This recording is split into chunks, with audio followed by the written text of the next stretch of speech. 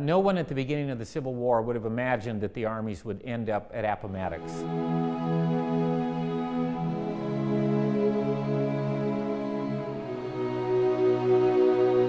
And that Appomattox would be one of the great names associated with the war. Yes, it's the McLean house that's behind me, and that's the reason the park's here.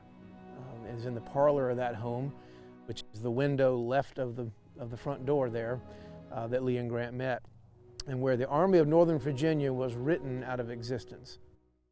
There's a staff officer for General Lee, Lieutenant Colonel Charles Marshall, who is the only other Confederate with Lee in the room, in fact, during the meeting.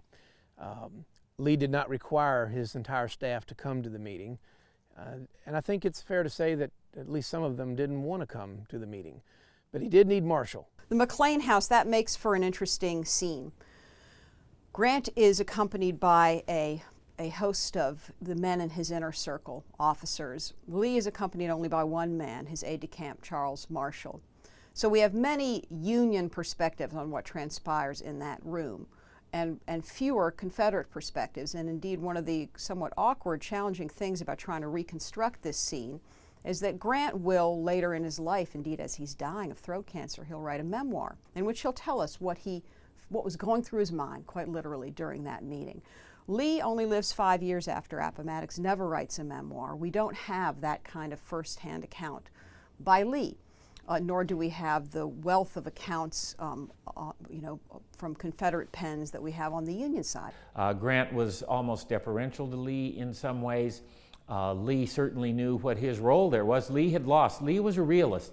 Lee never ran his mind over what-ifs very much. I think his attitude was, we tried our best, we lost, the victors set the terms, and we abide by those terms.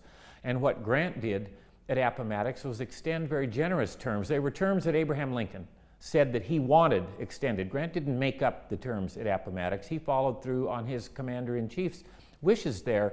This is a kind of story where the gentleman's agreement myth has persisted, but if we think really just even for a few moments about the human cost of this war, 700,000 plus lives, it's not surprising really to draw the conclusion that there is bitterness in the air at this moment, bitterness and disappointment on the Confederate side. You know, in 1865, the idea of General Lee and General Grant meeting face to face is surreal.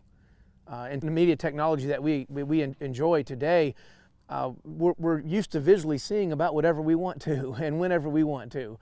But in 1865, that was unimaginable, really. I think it's quite remarkable that Lee and Grant did as well as they did at Appomattox. I can't imagine a better scenario, really. Each acted with impeccable good manners, I would say. Both men are maneuvering for the moral high ground, if you will. I think this is an inherently political moment, and the terms they come to are going to set the terms, if you will, of an unfolding debate about the meaning of the war and of Reconstruction. Now, there are other theaters throughout the Deep South that will be officially surrendered on other dates, but this is the first domino. It's the big domino. It's the Army of Northern Virginia. It's Lee.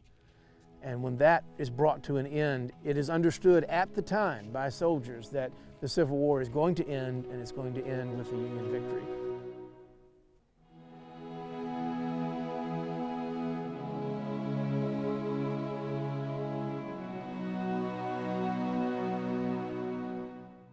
We keep trying to simplify it. And even today, you know, people just sort of say, okay, what's the bottom line, Dr. Ayers? It's economics, right? No, or you know it's really all about slavery, and you know it's just about states' rights. And all those things, we keep wanting to just fit it on a bumper sticker. I think we have to understand this event because this is the heart of our nation's history.